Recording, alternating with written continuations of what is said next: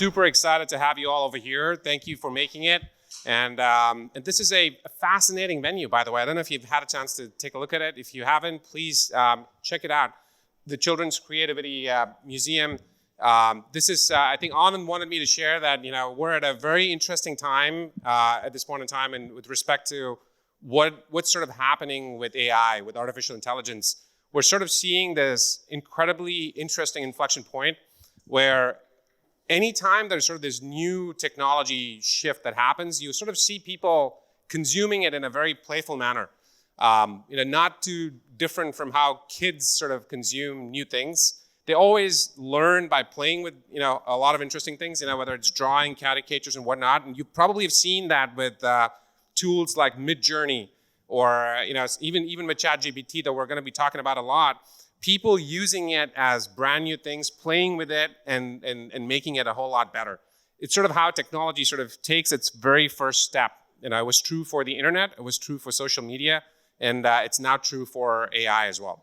So we felt like this is a very befitting place for us to pick, the Children's Creativity Museum.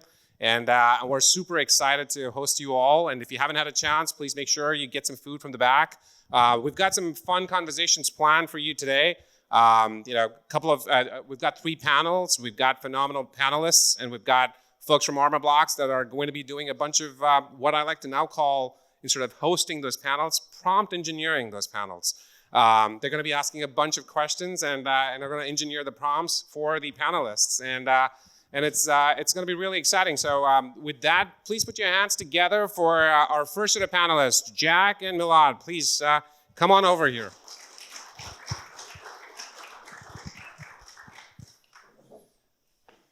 I'll let you introduce yourselves. Pick a spot, whichever one works for you. How's this one? You better be careful what you prompt me with. I might give you unexpected answers. That'll be perfect. Let's just test the mic one more time to make sure. Testing. There you go. Test. All right.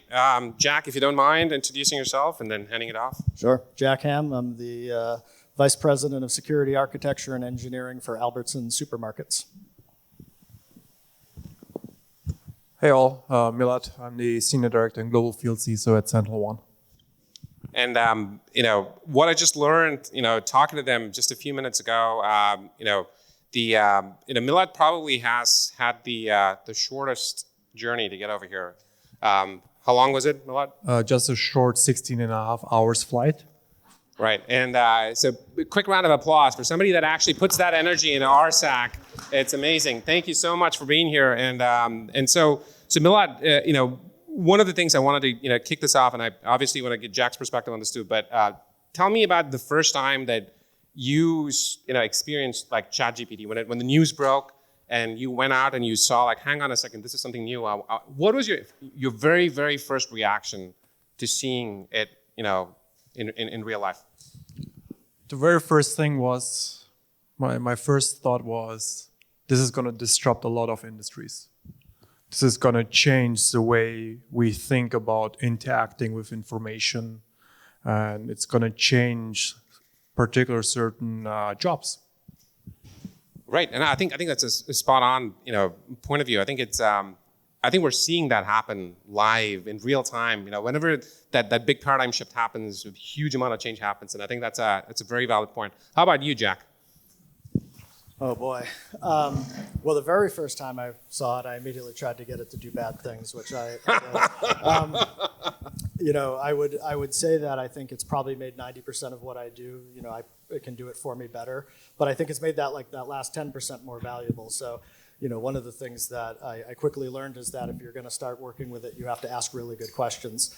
And I was sharing with DJ and Milad earlier that some of it's a little off. So I was using Google Bard, and it got the first part of I asked it to write a biography for me, and it got the first part right. It said Jack Hamm is VP of Security Engineering at Albertsons, but then it followed on with, and he has schizophrenia, which I learned from my LinkedIn apparently. So using it effectively is going to really be an important part about that prompt stuff. So it's a great perspective. I think it's almost like the something from the folklores, right? hey, you only get the right answer if you ask the right question, and yes, the answer to everything might be 42, but you still have to know what question to ask. So I think prompt engineering is becoming really, really interesting. Now, from a security context, and as a security practitioner, as you think about these sort of implications, I know a lot is being talked about ChatGPT. It's front and center to like almost every conversation. In fact, I was at the Microsoft's event yesterday, and it was all about how Microsoft is leveraging this to do security in different ways. I'm curious about how do you sort of see this play out, like as you sort of look at the chessboard. Of course, your T-shirt, is really, really interesting. Recreational nukes. Solution to ChatGPT. if this kind of takes over, we know what we got to do that right there. But I'm curious if what is it going to take for it to get there? Well, I think first off, one thing that's been to sort of touch the part on the news is I'm shocked at how fast this has suddenly made it into public culture. So very rarely, I think, in the history of technology, my mother's talking about ChatGPT. She sends me articles about it and about how she's horrified by it. So I think there's something in generative AI that has definitely triggered something in the general public. I think in terms of how we're going to get to use it, there's obviously a lot of training. There's going to be a lot around how model accuracy works. But I think if you just think about a general user case, one of the biggest pivot that people are going to have to deal with is the fact that it lies to you and that it can be wrong. So when people go on Google and they search something, they think, okay, the results I'm going to get are some sort of stack rank list of accurate information. And we're going to have to start to think about this differently because just by virtue of how these models work, like they can make mistakes. There's a notional concept of hallucination in AI. Where they think they're doing the right thing and they're not. Obviously, from a prompt engineering standpoint, there's a huge risk of people like me coming along and trying to figure out how to get it to violate its rules. So I think we'll see a lot of that. And I'm sort of interested in Milad's view on this because I think this is going to be a boon for attackers. Is my big one. Right. Most certainly. I mean, if you think about it, there's so many aspects that can be abused or can be used for cybercrime as well.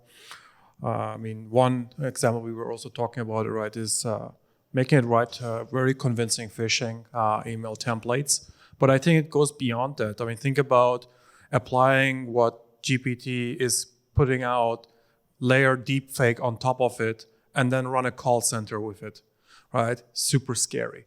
And then you can automate responses and whatnot with it, poisoning the engine, right, with just volume of fictitious data. And we've seen the early stage of that, like with fake news, right? I think this GPT is essentially taking it to the next big level, which is AI against AI. It's very interesting that you brought up AI against AI. I wanted to sort of double click into that perspective just a little bit more, right? I think we're starting to see copilots for coding, GitHub, copilot for different use cases, for being able to draw. Right now you could just draw my skills of drawing are phenomenal or world renowned. If you ask me to draw like a face, I could. It'll probably look like a smiley face. Emojis are meant for me. It is able to take like things that you scribble and turn it into something that's really amazing. So it's Copilot for drawing is a reality today. Copilot for security is obviously a big theme and topic. Does Copilot, it doesn't just help the defenders, it also helps the attackers, like you said, phishing attacks. What is the scenario for Copilots for hacking sort of look like above and beyond just, writing a phishing email? I'm curious.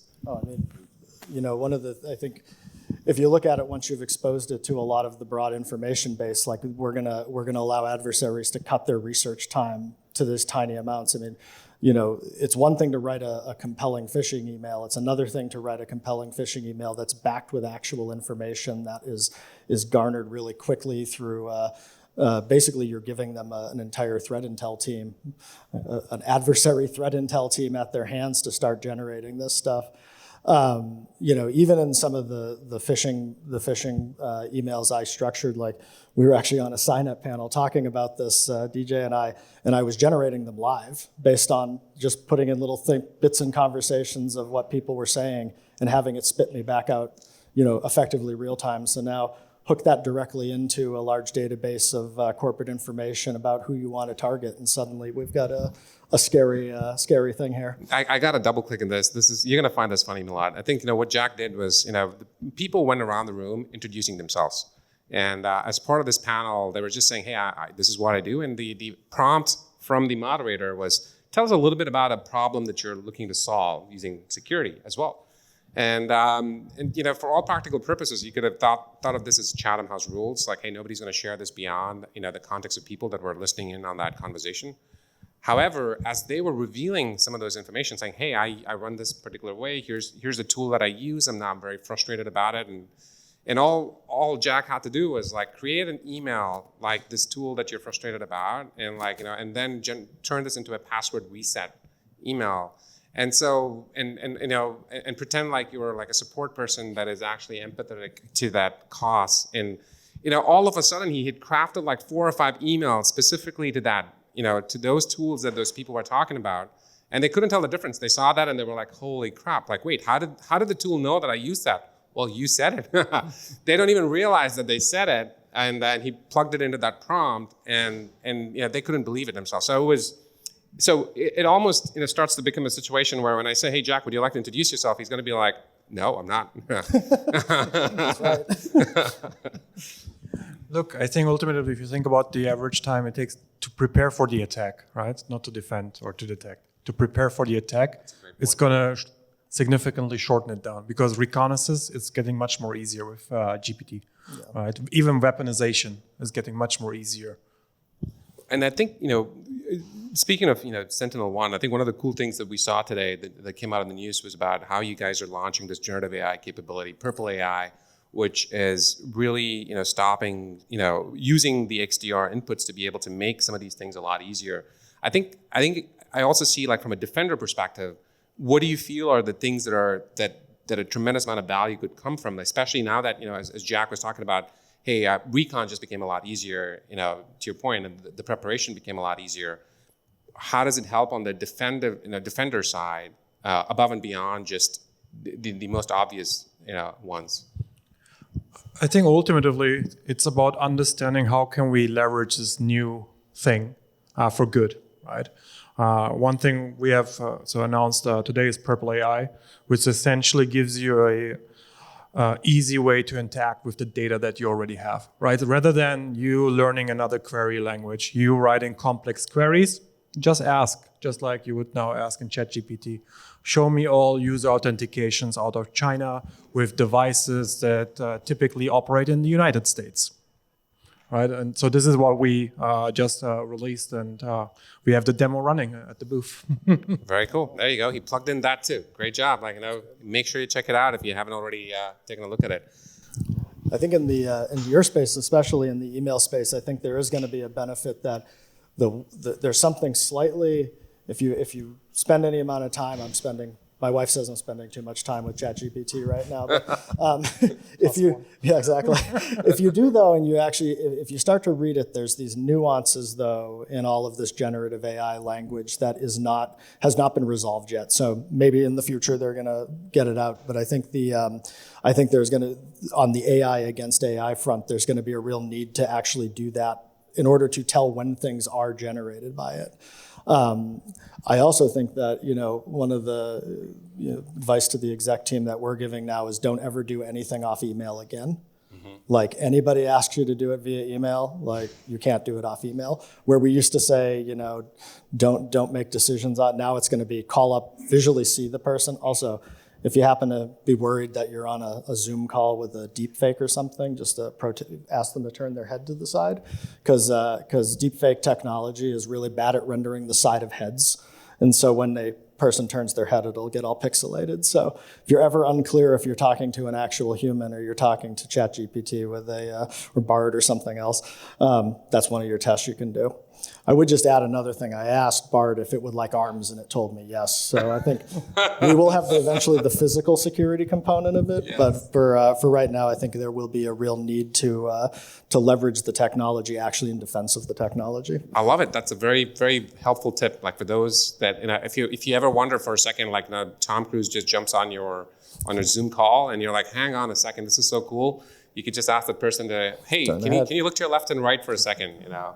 And then the minute they do that, you're going to realize that's a deep fake. But it's cool. An interesting problem because we're going to actually find ourselves having to ask these questions in the future. You know, think about it from a large corporation, like, you know, major business transactions. There was the German 2 years ago now, and this was just sort of early deep fake audio only. Right. And I think it was something on the order of like a $10 million wire transfer that was facilitated by deepfake audio, pretending to be the CEO calling the CFO. So this has actually happened. This isn't even conceptual. In that case, it was a human speaking through effectively a deepfake generator. But now we have the possibility of you could weaponize phone calls. You could be calling people up, deepfaking, pretending to be somebody well known to the person. So suddenly audio is in play. Later, video will become more in play. Let me give you an example. We were joking within the team. We're like, hey, why don't we like come up with a band and we start like using ChatGPT for it? We're like, okay, let's try. So we said, hey, we're a bunch of CISOs. We want to write hip hop songs. We have no idea what we're doing, but we're focused on cybersecurity. So ChatGPT came up with the lyrics.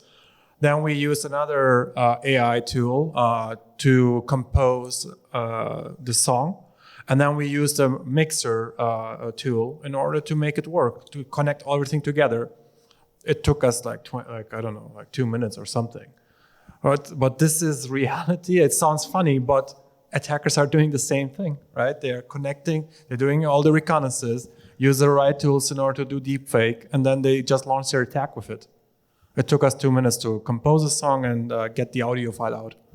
So this is really, really fascinating, right? And with ChatGPT launching its plugins capability as well, sending an email using SendGrid or automatically putting something on Slack versus just the amount of context that's being sent out to these SaaS services as well. Because if you think about what an LLM needs inside of its context window, you got to provide it with that information that it needs to be able to effectively act on it and then be able to give a response back out. So I think a lot of organizations are starting to put out policies that say, hey, you're not supposed to put source code on ChatGPT. Please don't do it.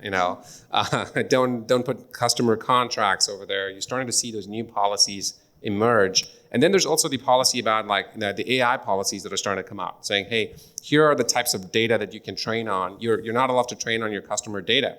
And that's going to start creating a brand new set of regulatory pieces as well. As you sort of think about, to your point, the plugins, they're starting to connect into pretty much everything and anything, whether it is, a mixing tool or whether it is create a deep fake and so on and so forth. So I think, is that going to result in another 4,000 startups that get started? And how do you sort of see that from a defender perspective? What do you think is going to be like, how is the ecosystem going to evolve to be able to effectively thwart that? I would say it will start with much more focus on ethics and artificial intelligence. The problem with that is, just like with anything in our industry, the more we put rules and restriction on, it just means that the attackers will obviously not follow them. They will just use it as they see fit, right? So we need to understand how do we balance that as well. Yeah, you can write a policy, don't use it. Just like your marketing team is not using a cloud storage provider. Yeah. Here, marketing team, he's obviously not talking about you guys, just for the record. Different marketing people. Yes. And even ours or SentinelOne's, we always follow all security policies. Yeah. Because this is being recorded. Oh, got it. I would say it's interesting you say that because, of course, I have sort of a fatalist view of this, that like the rise of the machines has started and we're just waiting for it. However, on the more practical side, like right now all over the world, people are dumping tons of corporate data into these things without any controls. I would say probably in just the last 2 weeks maybe, I've started seeing ads, coming in, marketing material coming in specifically talking about protecting, DLP or DSPM, things like that for generative AI. So people are already thinking about how to leverage it now. But one of the challenges here is that it has made it incredibly easy for anyone to go do this. And so it suddenly expanded the scope. When it was just Copilot, you were mostly your GitHub Copilot. You were mostly still worried about your developers, so you had a fairly small footprint of people that you needed to worry about. But now everybody, a friend of mine told me that they were dumping all their Excel data into one of them because they realized it could write macros just based on prompts, and so they're feeding it. I pointed out that maybe you don't want to feed it corporate data, but the answer was, no way, are you kidding me? This just automated my job. And so, I think we're going to have a real challenge around the fact that lay people, I guess lacking a better term, can go and do this now. I think you bring up an interesting point, and I think we've been here before, right? When the evolution of cloud happened, and it was hey, everybody started using their own set of stuff. It's like, hey, I'm going to start using Box. I'm going to start using Dropbox or Google Drive. And before you knew it, all of a sudden there was this massive sprawl of corporate data that was pretty much sitting everywhere and anywhere. And those assets were not even enumerated or transferred off properly. So when somebody left the company, like, hey, where did all of that data go? And everybody's like, I don't know.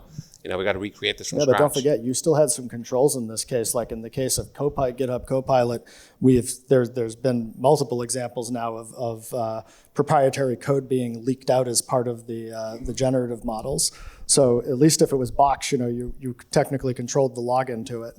But now we're seeing inadvertent data leakage just across the model like that. That's fascinating, right? I think the inadvertent data part is what you feed into it. It's basically crawling off of all of the data that's out there and the private data that you're providing it, and that's starting to get smarter about it. And then, it's only a matter of time before, we can ask ChatGPT a question saying, hey, tell me Jack's passwords for his bank. And it's probably sitting there somewhere in some file, and it's just going to say, oh yeah, Jack Hamm, from Albertsons, who might have schizophrenia. Here's here's his password.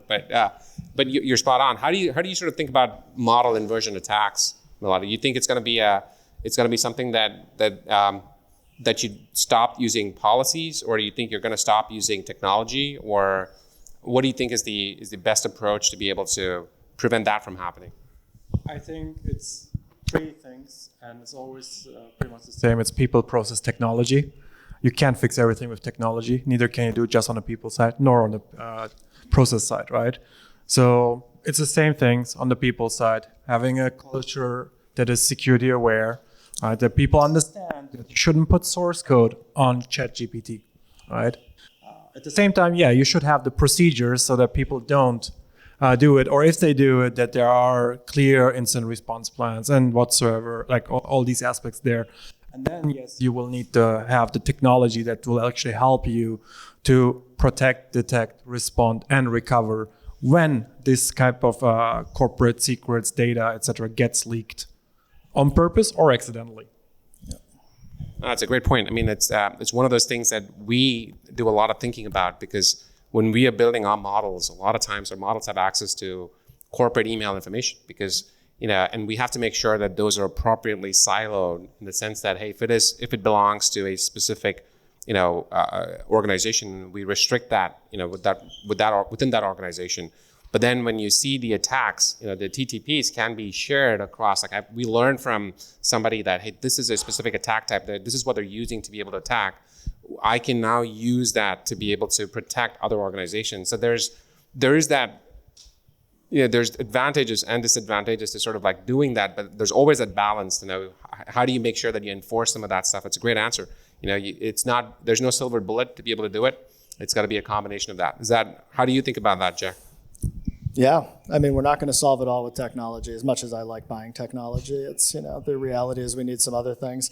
I do think the training component's probably going to be one of the biggest ones, because again, this is exposed. It has expanded the scope at which we have to worry about it. So I think it's really going to be important that both people who might be on the receiving end of adversarial generated content, or people that are going to go out and try to use this to make their jobs better, they're going to have to really understand what they're looking for. And then when it goes out into the consumer market, just the fact that this is going to be the first time computers lie to people or make mistakes. Well, maybe not make mistakes, but make really patently obvious mistakes. It just wasn't an effective prompt. Right. There you go. Exactly. Blame the user experience. That's It's blame the user, not the computer. Here's your last rapid fire round as we wrap this up. I want you to, again, the prompt is imagine the craziest thing that you have thought about that you think AI is going to make it into a reality. Things that could have never happened before, but an example that you think, that you think is personally very, very cool, and you would like to see it happen. I let you go first. Oh man, I would like my Roomba to not bang into walls all the time at 3 o'clock in the morning, and I feel like generative AI can help me there. No, I think I think the one that I'd be most interested in is going to be how we use it on the defensive side, because this is obviously we've already got the problem of we have to defend against an infinite number of attacks and they have to find one we didn't think about. And this is expanding that even more. So I'm really interested to see how generative AI will be used to fight the rise of the machines, which is inevitable. Rise of the machines. I like that. Fight the rise of the machines. Especially when I see one of those Boston Dynamics thing opening like doors. Like when I see it do that, I'm like, we need some that strong, scary dog. The scary dog. Yeah. It opens that thing and the door opens. That's just nuts. I think it's really about how do we evolve in cybersecurity, right? If we keep doing what we're doing today, we're gonna fail. It's as simple as that, right? So we need to understand how can we figure out a way to leverage this new technology area in order to drive more efficiency inside our security teams. Are we there yet today? No. Is there starting to make progress on the technology side, on training opportunities and like consulting that come up with crazy procedures? Yes, right? But ultimately, we need to embrace what's happening. Otherwise, we're going to lose the game. Oh, that's well said. If you were to ask me, my personal one is it's going to be as a startup founder. I think it's going to be automating all the VCs away. Being able to just use get the money. Yeah, exactly. Chat GPT. Can we automate the sales cycle away? There you go. I was just wondering why that wasn't the case. But no, thanks so much. This was amazingly fun. This is going to be a brand new way. Like I think the fact that the way you were thinking about how this applies to cyber, I think it's super interesting because we're at a cusp of something brand new. And at Armorblox, we're constantly thinking about the implications of it. We've been using GPT since 2018, and we've been seeing that evolution, and it's moving at a pace right now faster than we've ever seen any of the technologies in the past. And so it's absolutely a fascinating time, and to have people like yourselves thinking about this and spreading the gospel. Be afraid, but at the same time be excited. Sort of finding that balance between those two is absolutely critical. So thank you so much for being here and for talking with us about it. And thank you all. Thank you.